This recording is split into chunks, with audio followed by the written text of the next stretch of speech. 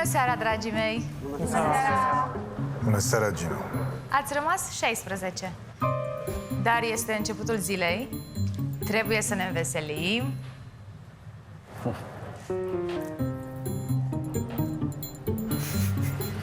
Astăzi, preferatul meu, să știi, Cătălin, este șef Florin.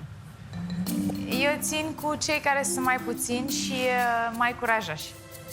Am crezut că îi înveselesc, dar n-am reușit. Florin, s-a mai întâmplat asta. După care nu te-ai mai oprit. Ai cele mai multe battle-uri câștigate. Data trecută ați fost la fel de triști și ați pierdut un om. Acum eu zic să schimbați puțin, să fiți mai veseli, ca să nu mai pierdeți pe nimeni din echipă. Da, se pare că n-am niciun succes astăzi. Nu avem cel mai mare chef să facem glume. Eu tot încerc să vă înveselesc.